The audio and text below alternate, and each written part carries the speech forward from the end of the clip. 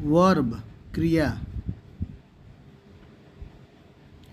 Definition of verb. Word or phrase that describes an action, condition or experience. The words run, keep and feel are all verbs. Verbs are words that show action in a sentence. क्रिया की परिभाषा।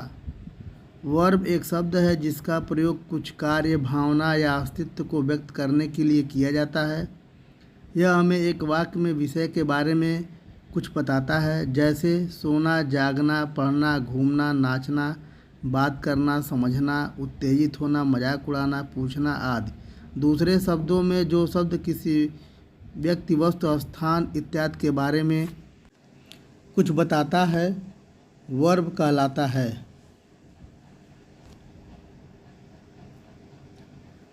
Kinds of verbs. क्रिया के भेद। वाक्यों में प्रयोग के आधार पर वर्ब्स के दो प्रकार होते हैं। फर्स्ट, मेन वर्ब्स मुख्य क्रिया। सेकेंड, ऑक्सिलरी हेल्पिंग वर्ब्स सहायक क्रिया।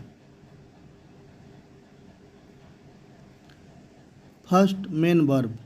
यह क्रिया वाक्य में मुख्य काम करती है। इसे प्रिंसिपल वर्ब भी कहते हैं। जब वाक्य में एक ही वर्ब हो तो उसे मेन वर्ब कहते हैं। ऐसे वर्ब्स का अर्थ अपने आप में पूर्ण होता है। निम्नलिखित वाक्यों में अंडरलाइन वर्ड्स मेन वर्ब हैं। Ram reads a book, he is going. They can do this work, he is going, you will go. इसमें अंडरलाइन वाले जो वर्ड हैं वह मेन वर्ब हैं। Second, auxiliary verb. इसे हेल्पिंग वर्ब भी कहते हैं।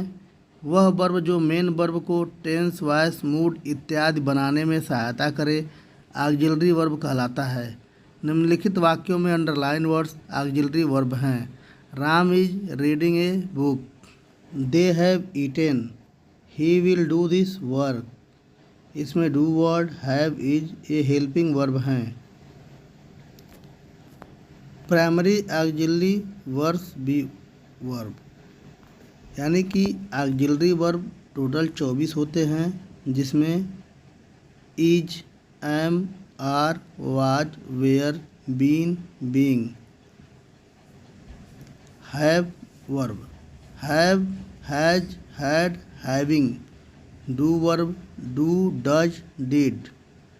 Model auxiliary verb, can, could, shall, should, will, would, may, might, must, dare, need, used to, ought to।